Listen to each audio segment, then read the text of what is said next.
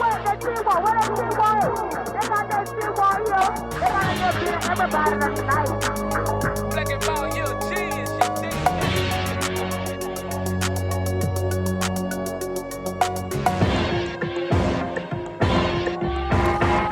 up, guys? Welcome to another episode of According to Kaz and Queen. And as always, I'm Kaz. And I'm Queen. And we want to thank you guys again for joining us for another action-packed episode of this little podcast of ours. Of course, these are conversations that happen between a husband and wife in the privacy of our own home that we bring to you guys, sometimes to make you laugh, sometimes to make you think, to be introspective.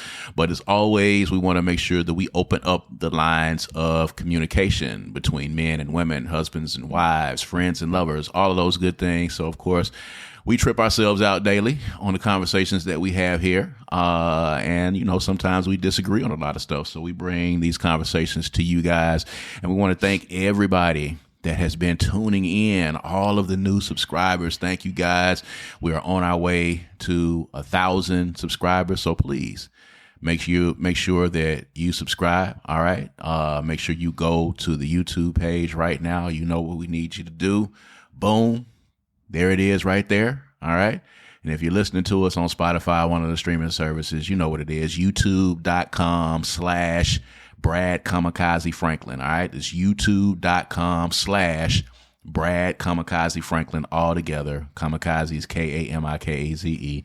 Make sure you do that. And if you're listening to us on the streaming services, of course, we are on Spotify, Apple Music, Google Podcasts, all of that good stuff. And especially, all right, and including Black with No Chaser Radio. All right. So make sure that you are downloading the Black with No Chaser app. All right. Go to the Google Play Store or the iTunes Store and make sure that you download the BWNC radio app, Black with No Chaser radio app. And you can hear us there every Tuesday at 7 p.m. It's a lot of great podcasts on that station as well. So make sure you tune in, man. It's a lot of good content on there. Shouts out to everybody at Black with No Chaser. And of course, we send our condolences out to Black with No Chaser founder, CJ Lawrence, on the loss of his mother here recently. So we definitely want to send our condolences and our thoughts and prayers out to you, CJ, and everybody over at blackwithnochaser.com, man, who has, you know, been circling around that brother. All right. So I hope to have him on, of course, very soon. Anytime he comes back into town, man, of course, man, you guys definitely need to talk to that fella. So, without further ado, of course, this is brought to you by the Kundi Collection. And as you see, I have on another one of the Little Africa designs. All right. Mississippi is the cradle of civilization for Black folk in this country. So we call it Little Africa. It's just a phrase that was coined by myself and my rap partner, David Banner, in Crooked Letters. Incidentally, we just had the 24th anniversary of the album Gray Skies dropping on 420, in addition to a lot of other things that were happening on 420 that I know that you guys were participating in and involved in. So make sure you go to www.kundicollective.com. That's www.kundicollective.com. You can check out all of the designs there. And get you a T-shirt, man. Pick your T-shirt up, or if you want to go ahead and if you're living in one of the colder parts of the nation right now, because it's still kind of cold. It's still kind of cold down here too.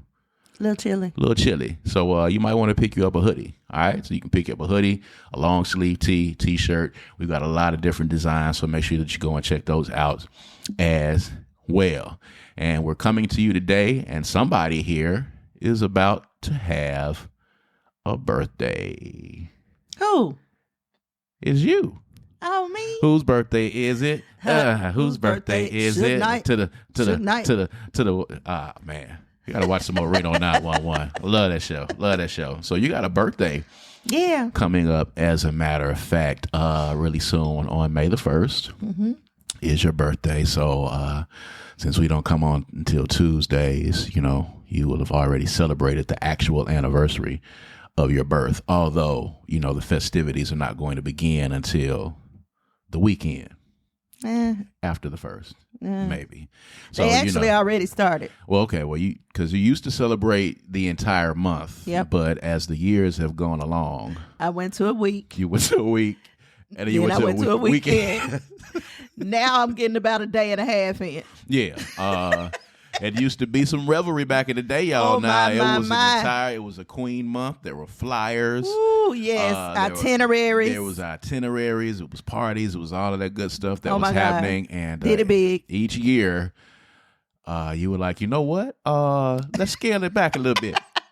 Let's scale it back. But you know I did the whole month for a couple of years. You did. You got in 2 or 3. I mean, because I was doing a month, and a couple of weeks myself, and we were having these events in my mind, I guess. Okay, because I missed it.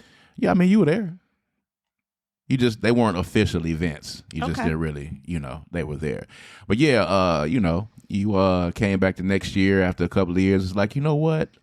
I think we can get it in a week. If we do a week, let's condense it so we can just give them back to back for the whole week. And then you came back a couple of years after that. You know what? I think we can get it in a weekend. We don't need but 2 days. That's all we need. And now it's like we can do about 32 hours. we can do a day and a few hours after that. How on about that lunch? day. Yeah, let's just do a brunch. Lunch? Let's do a brunch. Let's do a couple of hours. We can get it all in a couple of hours. That's crazy. But Funny how situations change things. It is. We want to talk about that too, as a matter of fact. But going into this birthday, the anniversary of your birth, what are some reflections that you have, or what has gone on in the past year to help in your journey and your evolution? Well, if I'm really frank, this is the week before. This is the week where I do my intentional self-evaluation. Mm-hmm. But since the beginning of Taurus season, which just a couple of days ago, actually, things have been falling on me that lets me know where I need to put attention to. Mm-hmm. Basically, I'm going to be concentrating on how to welcome and embrace the new me that I haven't been before, not revisiting a person or a version of myself that I have been, Right. but getting comfortable with being new and being somebody, like not just being new to other people, but being new to myself. I think a lot of people ignore that. And it's really important to me that I don't hold on to stuff that I no longer need. I'm Right. very intentional about letting go of things. Like I put a lot of effort into making sure that people, places, things that have been a part of me that are no longer useful or beneficial or don't support the best version of me. Right. I'm really intentional about not holding on to those things. I've done that. It's not good. It can usually lead to chaos and confusion, not just between you and relations with other people, Right. but also when you're fighting the fighting that within yourself. It could be chaotic, like within. And I just have enough going on to welcome chaos in any fashion. So I do my level best to make sure that I stay away from things that can lend to chaos. So I'm going to be focusing on who I am now, what I've learned, and what I need and what I don't need, and spending some time actually releasing those things. So, we talk a lot about not mortality particularly, but, maturing and evolving in the maturation process, but, also realizing as the years progress, knowing your limitations, knowing what you're able to do, knowing what you're able to accept, and learning these new phases of yourself. Is there anything that, has popped up in the last year outside of some of the things you just named, but anything that popped up in the last year where you said to yourself that, now my body and my spirit is telling me that I can no longer do those things, and I'm coming to grips with that fact, and I'm content with it as I go into another birthday? Well, I'm learning that my overindulgence in certain things are not necessarily the best things for me. I enjoy certain things, whether it's food or alcohol or my vape stick. Those things don't necessarily contribute to me being my best self. So have I come to grips with the idea that I need to let them go? The idea is there very firmly, right? But The desire is there. Actually doing it, I'm still working on that part. But I do recognize some areas where I need to improve.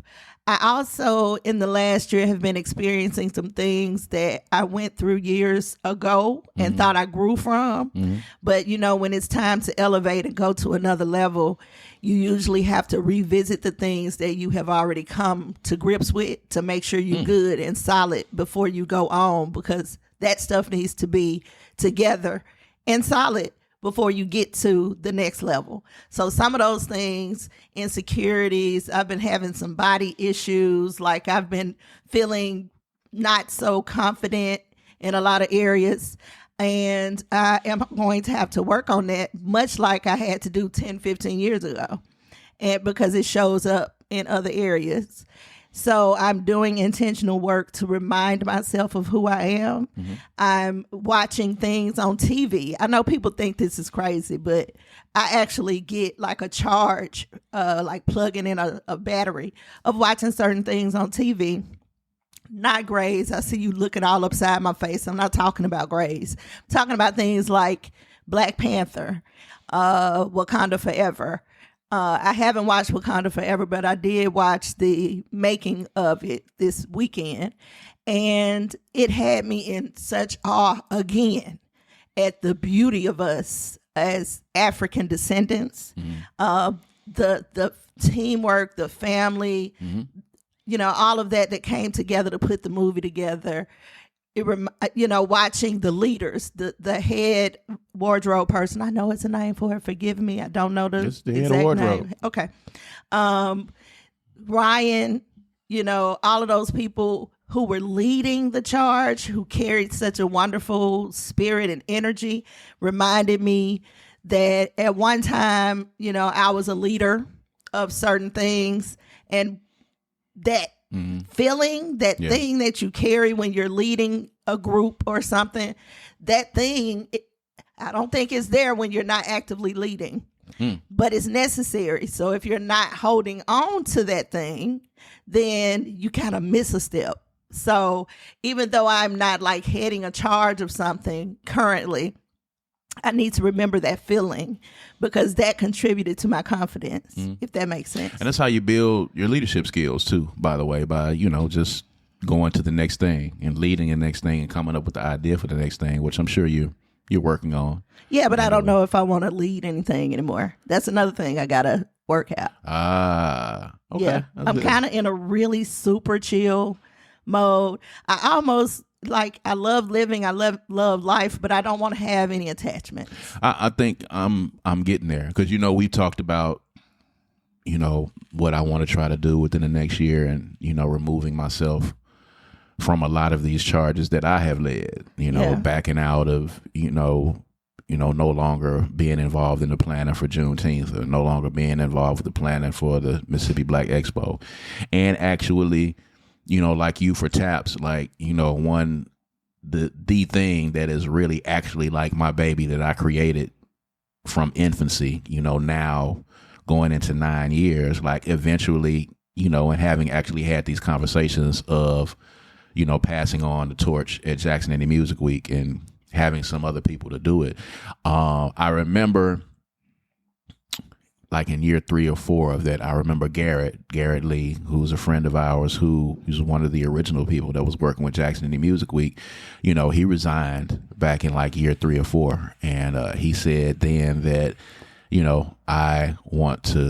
he was backing out of everything that he was volunteering and that he was doing, all of the events that he was doing. He was like, man, I'm tired of doing it. I just want to go to events and just attend them and just be there and not have to worry about putting them together. I want to be a spectator, an attendee, and I just want to relieve myself of this and give myself time to go to events with my wife and enjoy events. Yeah. And at the time, I was like, man, like I wasn't even in the headspace even to think about that, because, a lot of things were beginning to start for me at that point. And then fast forward now to 2023, and I'm actually looking forward to, handing off some things and being done with some things. And to, there's this notion of, when your plate is full, or your cup is full. God can't put anything else in your cup or on your plate if your plate is full. You're going to have to remove something from your cup and remove something from your plate in order to have some other things added. So in order for, me to find out what's next for me or for this family or whatever the case is, some of that stuff I got to let go. Mm-hmm. And if you really want to see if your leadership was on point, those things have to be able to continue in your absence. Absolutely. When you're not there. So I think that's an important thing. So interesting that you said Grey's Anatomy. I know there's some of you that are listening right now that, did not join us last week on social media. There's this little thing that my wife and I do called Kaz and Queen, whose live is the livest that we do on Facebook. And we both do Facebook lives from our pages, and we compete to see who gets the most people to come on their live. And I had the gumption on last week to challenge my wife again to one of these. This was our first one that we did in 2023. And I know some of you are watching right now that betrayed me, that actually come on, man, that actually turned your backs on me and did not participate in my live. And some of you actually went over to my wife's page and participated on her live, and I ended. That's what you're telling yourself. I ended up I would consider them to be traitors. Okay, traitors to the cause. These are people who follow this podcast and follow my pages, and they saw what was at stake. They saw the stakes that were there. Okay, and for me, losing meant that I had to watch 3 hours of Grey's Anatomy. A show which you guys have, heard on this podcast, on the audio and the video. You know how much I despise that show. I hate it with every fiber of my being. And I put it out there that I will watch 3 episodes of this broadcast of this terrible show because I was confident that I would win, that my friend circle would huddle around me. And sometimes now I think maybe the time of day that I did it was wrong. I've gone back over all of the particulars and tried to figure out how. Except the fact that I have more friends than you. I mean, if you want to say it like that. I mean, that's the bottom line. I mean, I wouldn't say. And mind you, let us just say that you killed yourself because you were trying to make me drink Taka Vodka at first. Or Burnett's. At first, after the people, your friends came on your post and said, "Man, that's whack. Don't do that to her." The people were not too fond of that. They were not. That you were gonna make your wife drink Taka?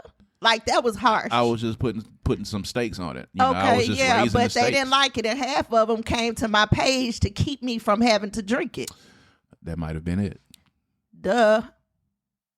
Nobody wants that. I will say that Plus, a lot of people also feel like you could probably take a little bit of an emotional roller coaster that is Grey's Anatomy. Let me tell you something. They're familiar with Grey's, then they probably feel like it wouldn't hurt you to watch. There couldn't be any worse of an emotional roller coaster than what I have been on in anticipation of having to watch Grey's Anatomy. Mind you, to date, he hasn't watched anything. All right, it's only been a few days, guys, first of all, and I'm going to watch the 3 hours because I'm a man of my word.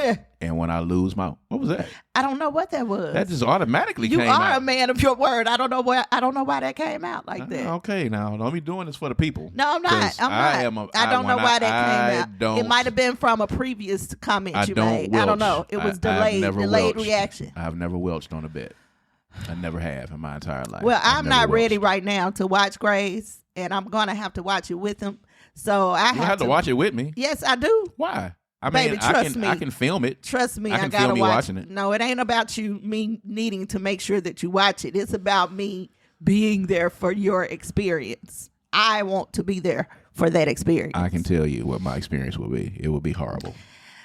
Yeah, it will. If you say it will be horrible, it will be. You could say, I'm going to give this a chance, see what it does, see why my wife loves it so much. I've watched it. And then, no, you've never watched Pieces. A episode from beginning to the end. I mean, I have kind of in passing. No, you haven't. Not kind of is evident that you haven't watched it. And I'm going to give you some good episodes to watch because I want you to actually experience it. It is an experience. But anyway, I'm not trying to sell you on grades. I'm over there. You don't have to sell me because I'm not buying, first of all. Secondly, I'm not purchasing that. Secondly, I don't like it. I don't understand the concept of people in the hospital. Dude, we know. And you watching 20 years of that. I don't get it. General Hospital, by the way, was on. It's still on. Is it still on? It's probably still on. I think it is still on. All I my saw life, something General about Hospital has been on Sonny the TV. other day.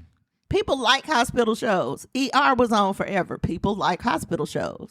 It's just not it just doesn't tickle your fancy, and that's fine. It doesn't. But I don't welch on bets, and I keep my word. And I'm going to watch the 3 hours. They don't have to be consecutive. So they will not. I would not do that to you. They will not be consecutive. No. I know that for sure. And I also know that they are not going to happen while in birthday mode because I can't manage those emotions and myself. Therein lies the issue. You acknowledge. Yes, but I don't have a problem being emotional. I'm a Taurian. I don't That's have a who I problem being am. emotional either. Okay, for the Well, record. you always looking for balance and you're analytical and you need that. I don't need any of that. I just need to feel. And it doesn't matter what I feel. I just need to feel it. That's who I am. And I'm okay with that. I know me, honey. I don't understand it, but it's fine. I'm going to own up to my loss. But for those of you who did not come on my live that are watching this now, I love you. All right. I'm not going to have any response for that because my response is going to be a lot more harsher. But I'll never forgive any of you for this. Trina, he talking about you. I'll never forgive any of you for what you have done and what you have made me have to endure going forward. Okay. I would like for all the bad things that could possibly happen to you in the next week or so to happen for making me watch. That's horrible. The show was horrible. X that. He don't mean it. I digress. We're going to move on. So I definitely wanted to talk about this. I made a post about this on Facebook as well. We just had our event last week, ladies and gentlemen, Love and Life on this past Saturday. A great event, as it always is, and a great conversation, as it always is. You know, we had an engaged couple, married couple, divorced, single people, dating. The engaged couple was our LGBTQIA couple as well. So there's always, interesting stories and challenges there. And we had someone that had been divorced 3 times. And she said that all of her divorces together didn't equal a year.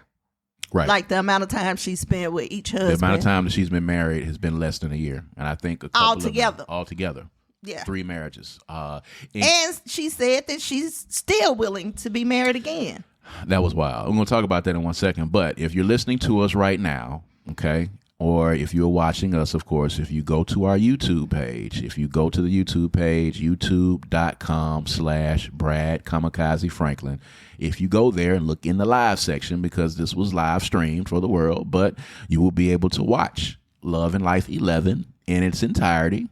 You'll be able to hear all the questions. You'll be able to hear all the comments. If you didn't get a chance to check us out on YouTube live and you weren't able to be there in person, you can go and check out the entire conversation on the YouTube page. So make sure you go do that. Make sure you subscribe. Make sure you check it out. Leave some comments. We always like to get feedback. I talked about this earlier a couple days ago on my Facebook page. As a matter of fact, there's always takeaways from the panel. And one of the things that I found interesting was from some of the people in the audience, actually, who were giving their testimony. And there were some people in the audience who, one guy had been married on 2 occasions, and both of those occasions he was married like 15, 16 years. There was another young lady that was there with him that was married for 18 years. There was someone else in the audience that was married for 18 plus years.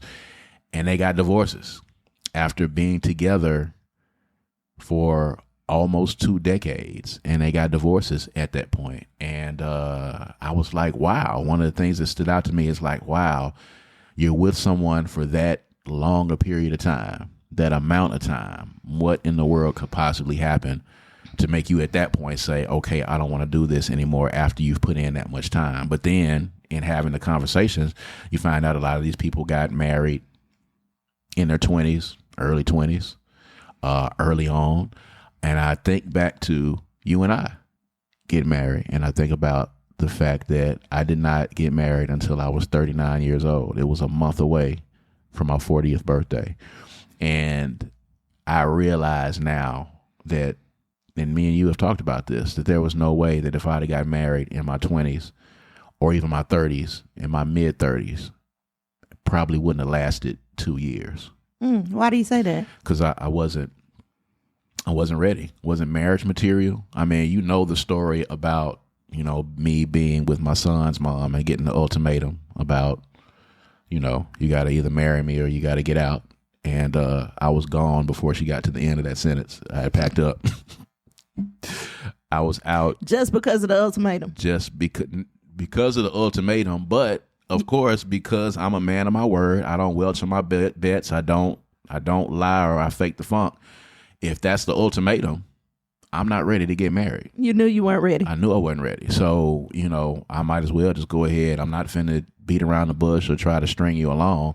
I'm not ready to get married. So I was gone within minutes of that conversation because there's no need. But I knew I wasn't ready. I wasn't mature enough. Even the first time that you and I started dating for that 8 years before our breakup, I wasn't ready. I wasn't marriage material, and it would not have lasted. You definitely were not marriage material. But I don't think I was either.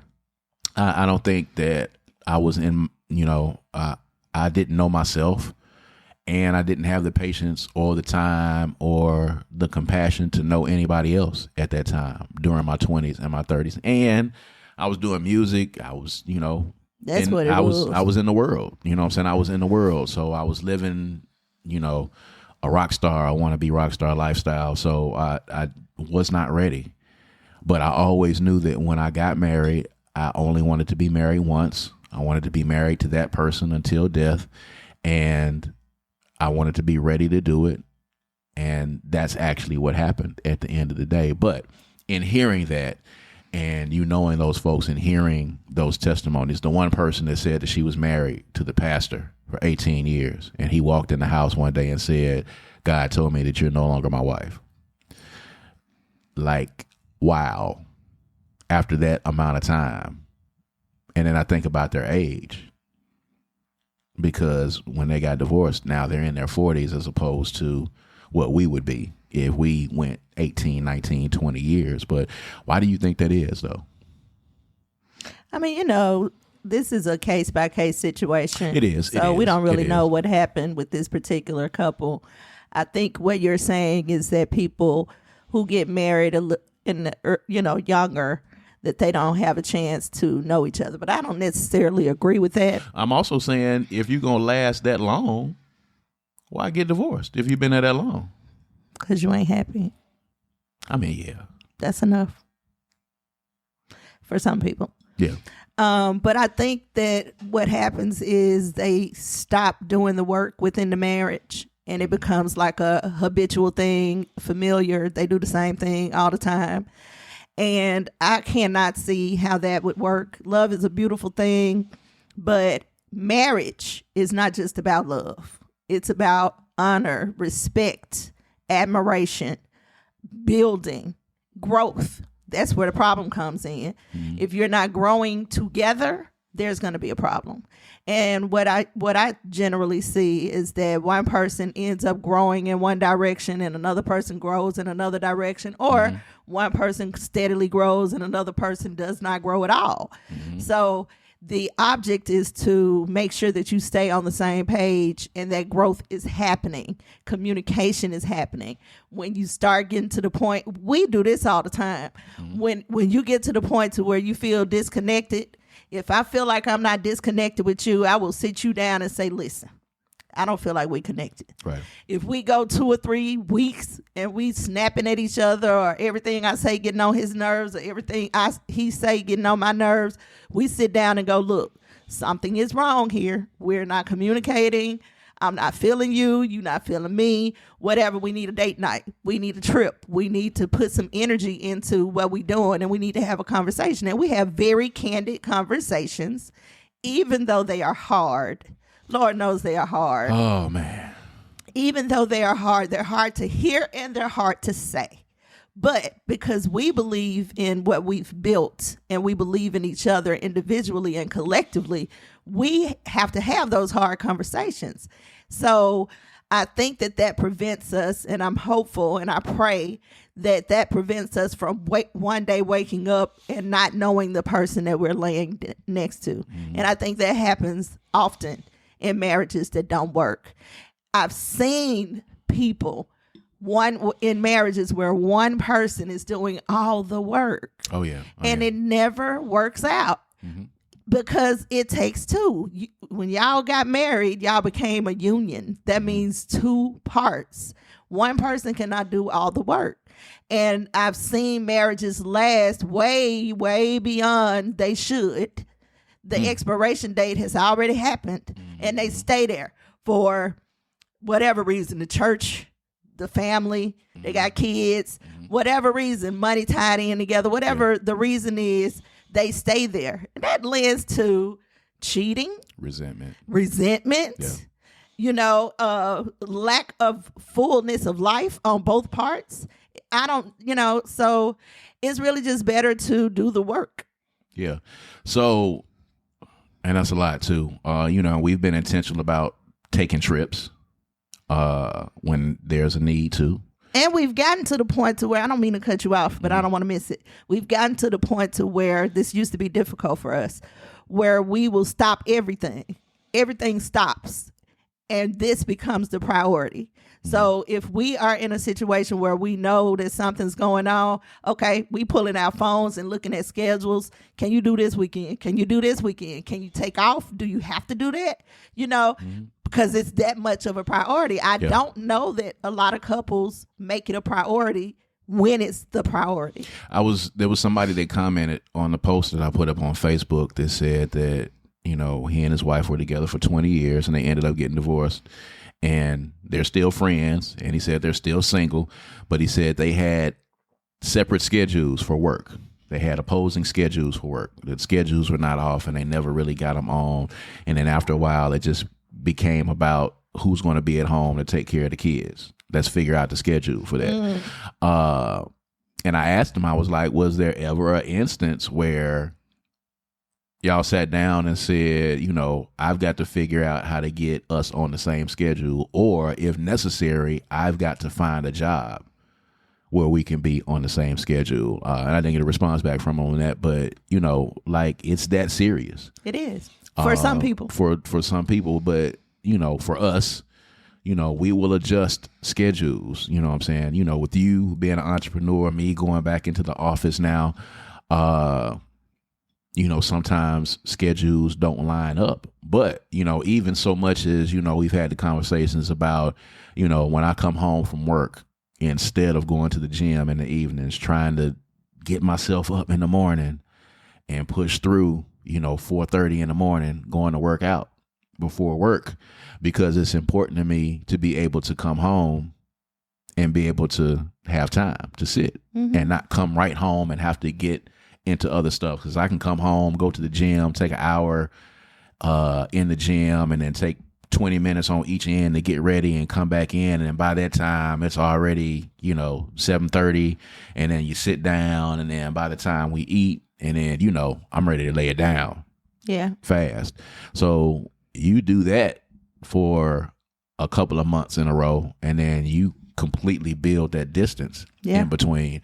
So you have to be intentional about, even if it means switching jobs, like you got to be intentional. I mean, you do it as long as you have to do it. I'm not telling you don't, take care of your family, but you do what you have to do to have and put that family together. I just thought it was just crazy that, to me, and I know for us, because we waited until we got married. Like I said, I was almost 40. And I know that helped me to be a better husband, even though I didn't have it together immediately. But it also helped me to be a better father also at the same time, because God blessed us with the little one, when we were getting ready to get married. So all of that helped because I had time to evolve. And it was just crazy to me to see people be together that amount of time and just not be able to figure out how to make it work. 18, 19, 20 years and not be able to figure out at that point, what happened? What were you doing in those other years?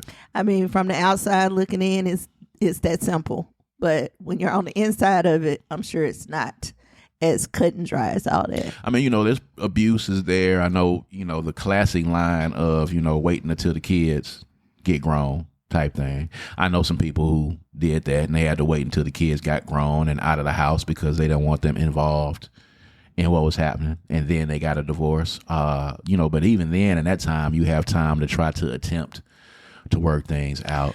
I've had clients, grown clients, whose parents did that, waited until the kids got out the house, who were just as affected by that divorce as they would have been at 12, at 22. Right, you're just prolonging. It's going to happen anyway, so that's not, the kid is going to have an aversion to that unless they 50. Like so I don't know, but I'm not judging what people do in their lives. You got to do what works for you. But if you are married, marriage has to be a priority. Unless you got some other reason why you got married. Right. If the idea is forever, when I got married, I decided I was getting married forever. And that's what I mean. So that means that I have to do my part and I have to do my very due diligence to make sure that he does his part. A lot of people feel like, well, I did what I was supposed to do. I did this and I did that. Well, if you're doing all that and you're not encouraging him in any way to do his part, then he may get lost in translation somewhere and it becomes your marriage and not y'all's marriage, But one of the things that stood out to me this year from Love and Life is, two things. The first thing is love wasn't glowing and perfect and sunny this time. Right. Usually it's, love, love, love, love, love. This time it was, a little, I ain't really all sold on this. I ain't really trying to date. I'm cool. Our male who was dating, he said he's single and mingling. So he was like, I'm cool on that. I don't want no woman. I'm just doing what I'm doing, And you can't even really knock him because he knows who he is. He knows what he's doing. The people he know what he's doing. Right. The young lady that was single said she wants love, but she doesn't really have time because she works a lot. And also she has difficulty with the approach. And for some reason, men don't approach her. So that's also a real thing. As you get older, men tend to not necessarily know how to approach you if you seem to be together. If you seem to have your stuff together, they don't really know how to approach you.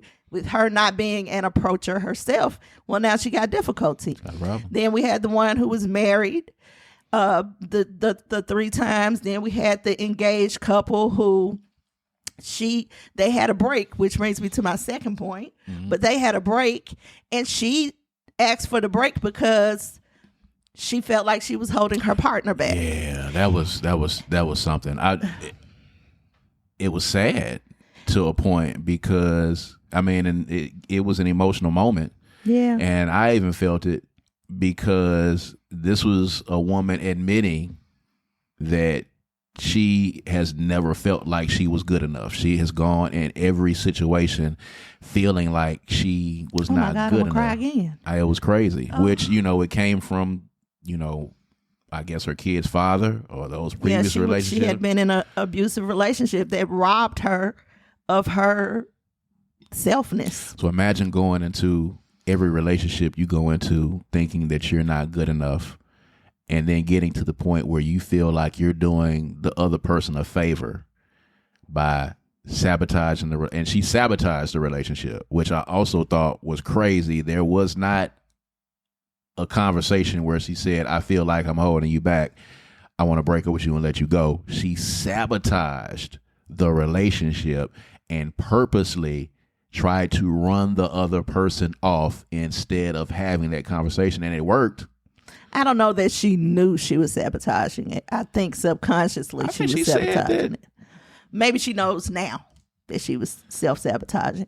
But when we got together, when you met me, I didn't feel like I was worthy either. That's not as uncommon as you think, especially for women coming out of abusive relationships. If they've been verbal, mine was everything that you can accept sexual. It was everything: verbal, mental, emotional, physical, all of that. So by the time you met me, and you may remember, I didn't really think I was worth anything, but I had spent a little time out in them streets, and I was feeling really good about myself visually, inside, not necessarily. So I was going through that. I'm the shit. Girl, you ain't shit. I'm the shit. You ain't shit. You know what I'm saying? Back and forth. You actually helped me to grow out of that. So if you can find you a partner, don't wait and let God send them. Yeah, that's key. When you get the person who belongs to you, they'll help you to get back to who you really were. But let's talk about this break. So you and I took a break, especially for younger people. We were talking about the people who get together at a young age, who stay together forever and ever, and then not. I often think when it gets bad, take a moment to separate and live separately and see if this is worth what you think it's worth. You don't necessarily have to stay in it when it doesn't work. And you can still know, like even she said, and I say, when we were on our break, I never thought we weren't going to ever end up together. I knew you were my husband. But I was okay with not being with you until you were ready. Something in my spirit just let me know you were going to get ready. So, but I was still very surprised at how far you came so quickly once I was gone. It was jarring. It shook me right back to where I was supposed to. So this is the kind of learner I am. And I want to talk about that in regards to how we communicate when we're having issues. And you were talking about, how different we are in that respect. For me, I have to sometimes be jarred into not submission, but I have to be jarred into reality. I got to kind of get that cold water splashed on my face. I call it pushed up against the wall. I got to get that slap in the face to actually motivate me to do things. It's not the best way to do things. I'm just going to be perfectly honest with y'all, and I'm trying to get out of that as I get older and a little bit wiser. But for me, when I'm pushed up against that wall, like for me, when you're being critical of something that I'm doing, I want you to sit down and I want you to tell me what it is I'm doing wrong. And if you got to come at me harsh, because that in most instances is going to jar me into doing what it is that I was supposed to do or what it is that I need to do. So I'm very visual learner, practical learner in that respect. So when you walked out of the door that day, when you left, that was the slap in the face. That was the glass of cold ice water being doused in my face at that point for me to actually get it. And it jarred me in. And I immediately got it together and got it right. So prior to that, me packing up the boxes, me telling you I'm leaving on this day, none of that. I didn't know that you were packing up boxes. See, that's the thing. Baby, there was boxes all around. Were you blocking them out?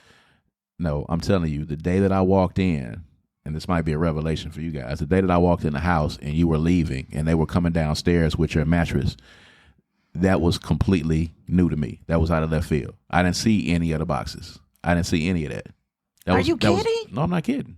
I'm telling you the truth. That was an absolute surprise to me when I walked in. So when you left the house that day, you thought everything was everything? I don't think I even saw or paid attention to it when I left the house that day. Wow. Dude, are you kidding? I told you the date that I was leaving. When I walked in, you told me the date, but I wasn't paying attention to that shit. We already had those conversations already. And, this would probably be something that we had to talk about. You were like blocking it out. And I wasn't blocking it out. I didn't think you were leaving. We talked about that. I didn't think that you were leaving. I did not think Your you were words leaving. were, "Who would leave me?" Yeah, they were. Wow, that's They were. crazy. And I'm embarrassed by that now. I'm embarrassed to hear that come out of my mouth. But I had to be honest with myself when I'm having this conversation with other men that I actually believe that. You know, I mean, those of you that are listening that might not be in the Jackson area, you might be saying to yourself, wow, that was really arrogant. But, you know, around these parts at that time or around these parts, you know, people know me. I don't know what that means. That was from the Anchorman. Yeah, I get it, but why are you saying it? I had many leather-bound books. People knew me at the time, and I really thought at that time that no woman in this city would leave me. Got that one wrong, That's didn't what you? I thought, and I got it wrong. So how did you get to the point? Because it seems to have happened with Felicia and Cody too. When we started back dating, how did you get to the point to okay? Because it came pretty quickly. I totally you were ready to get married. You walked out, and it totally broke me down, and I had to build myself back up from that point. So for me, because I've classically been, you know, sometimes full of hubris, growing up being a cocky guy, good at what I do, and kind of being cocky or overconfident. Some might say arrogant at times. For me, those slaps in the face is when I get totally humbled. When I get humbled, it jars me to the point where I'm like, dude, you got to get your shit together. And I was totally humbled by the fact that you actually walked out of that door. Because mind you, before then, there had been other instances of, you know, threats of leaving from other women before. Oh. And it never came to fruition. I was always able to talk myself back in. I was always able to end up staying, you know, even in the instance where I got the ultimatum about marriage. You know, it wasn't exactly the same, but I was still able to talk myself back into the house, into the apartment for a while. So I thought that, you know, my gift of gab was enough. You know, you give it enough time and you let it kind of matriculate a little while, you can, you know, you'll be good. You can get back in again. So there was never an instance where anybody left me, ever. It had never happened before. So when you did it, you know, I was completely humbled, and I was broken down to my very last corpuscle, and I had to build myself back up again. And I began, and I did a 180, and I changed myself, and I built myself back up to that point. And when I got up to that point, my spirit just said, now's the time. Now you're ready. This is the woman that was made specifically for you, and you need to marry her. And then that's what I did. And I didn't waste any time from that effect, because I'd had those 3 years to build myself back up. And I was finally the person that I needed to be married. And I was in the place where I actually went and bought a ring. I actually went through the whole procedure. I did not see myself going to get a ring and getting on my knee and asking somebody to marry them up until that very moment. And then it happened, and I went and did it, you know, asked you to marry me, did the whole thing. And that was me maturing at that point. So, you know, that's how that happened. So, you know, you coming down the stairs with that mattress was like, oh shit, you doing this. And you was gone. And I stood on the doorstep and watched the truck leave out of Pine Trails Apartments. I watched the truck go out, and you was gone, and you did not return. I thought maybe for a second she's going to come back just to get something. Like, if she comes back to get something, I'm going to get her. If she walks back in here, if she has left a scarf or a pencil in this junk, if she come back in here, I'm going to get her, because I'm going to put that gift of gab on her. And you didn't come back, and you were intentional. And I tell people all the time, I think, told people that you've talked to, people that I've talked to, you know, I had a post on Facebook that went viral. As a matter of fact, it kind of pops back up, you know, every now and then. But, you know, guys only get away with what women allow them to get away with. We only get away with what we are allowed. And if dudes fuck up and you continue to take them back, they're going to continue to fuck up, and you're never going to be able to hold them accountable. So you have to show them that you're not willing to put up with that shit. If you keep taking them back, that says to them that you are willing to put up with my shit. Yeah. And we will take advantage of that fact. If you keep taking us back, we're never going to change our behavior. If you keep taking us back, we're going to keep doing the bullshit that we're doing because you're going to take us back. So at some point you have to be like, nah, you gotta jar cats, you know what I'm saying, out of that false sense of reality that they have, that false sense of security. You got to jar them out of it, and you got to make them do the work. And I had to do the work. And in the points in my life where I've been able to advance, they were the points where I was forced to do the work, whether it was in relationship, whether it was in work, whether it was in career, whether it was in fatherhood. I had to be forced into doing the work. And I'm trying to get to the point where I don't have to force myself, because getting back into that wall is getting old. Yeah, it is. It's so, I'm trying to be a lot more proactive. I'm trying to stop having the bottom fall out before I make the changes. So I think that's a very, very important thing. But, and I have you to thank for that. And I have, just maturing and living, and the little one, as a matter of fact. My daughter has been a huge part of that. She has been a huge part in making me change. How I maneuver and how I move, and being proactive, because I can't hit that wall with her because I got to take care of her. It's a very important thing. So I make sure that I do that. But last thing before we get out of here, I want to talk about communication, because it's very important. We just had, we talk about coming on here sometimes, and, sometimes we cut these mics on to do this podcast, and, my wife is, just moments before cussed me out to all of high hell. Talking about communicating, when you're talking about how people communicate differently, we just had an instance like that. And you've always talked about how, when we're honest with each other and we have these talks, how you receive information versus how I receive information, and how we work our way through that. Because when you hear things, you have to process. I hear things, I can absorb them and take them in. We've had similar issues where you had to sit me down recently, when we was on a little staycation. You had to sit me down, and you kind of had to talk to me kind of harsh, and it jarred me, but I sit there and took it, and then, turn around a few, weeks later, a couple of days before this, having a conversation with you about something that I had a problem with, and you have to process. And the fact that you have to take time to process, I can absorb it at that time, and how we're trying to figure out the dynamics of how we take in that information. Well, we just have to respect the difference and not expect the other person to manage receiving information the same way that we do. I'm very clear on who I am. I know how I operate. You can't give me a list of issues about me, or even one or two things about me. My immediate response as a person who is overcoming abuse, verbal abuse, all of that, my immediate and I'm a Taurian. We're stubborn. My immediate reaction to that is always going to be defensive. No matter if you done told me the gospel truth, my immediate reaction is going to be to defend myself. So I need, because I respect you so much, and I usually know when you didn't hit the nail on the head. But to keep me from going to the place of defense, I need a minute to just be with what you said, think about what you've said to me, absorb what I need, and release what I don't need. Because some of it is your emotion, and some of it is what I need to know to work on.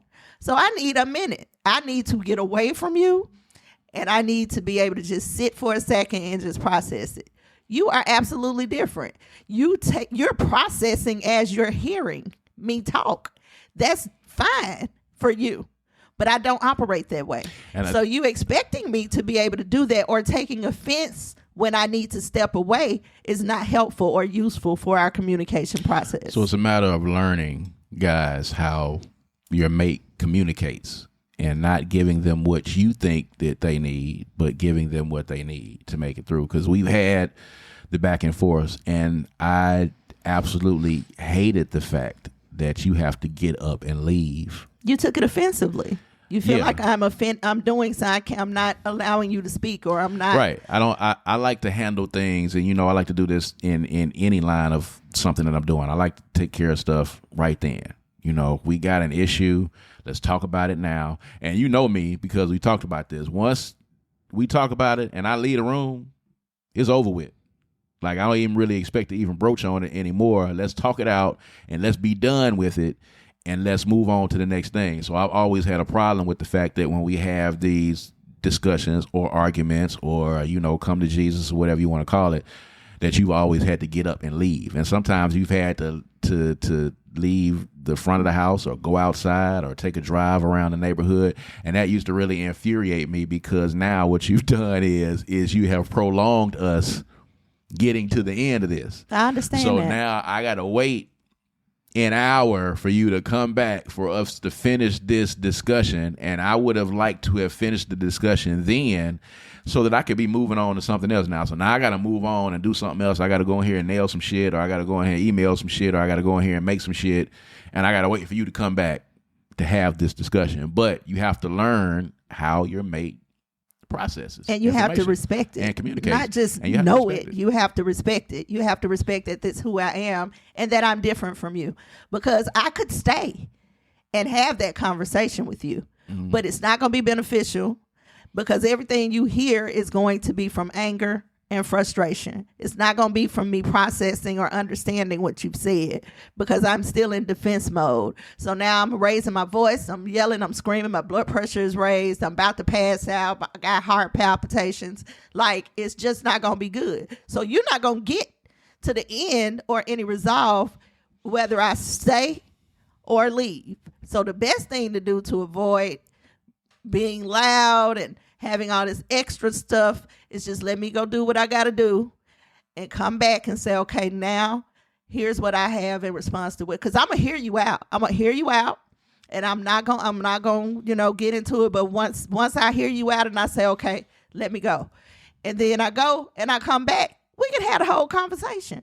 But first I got to get these initial emotions off so I can even hear and digest what you're saying. Or I can stay here and we can argue and I can go back and forth with you and call you out your name and all this kind of stuff that's not going to be beneficial for communication anyway. Yeah.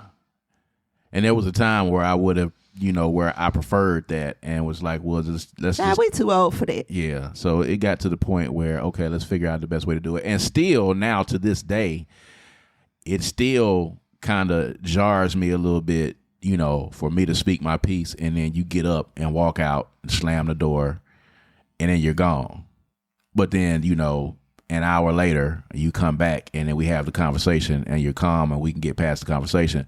But me and my level of OCD to a certain point, as you like to call it, that hour I'm thinking to myself, I want to be done with this. Like, I like to do stuff and get it the fuck over with immediately. But you're married to a woman that needs time and space. So we got to find a middle ground for that. Well, you just have to learn. You have to learn your partner. And don't feel offended. You don't have to be offended when I'm leaving. You actually should feel like, okay, at least she cares enough to get away and not talk to me bad. You know what I'm saying? Yeah. Because that's all that's going to happen. Well, again, communication is very important. It's something that we learned, over the course of this panel discussion, over the conversation that we had with those couples and those single people.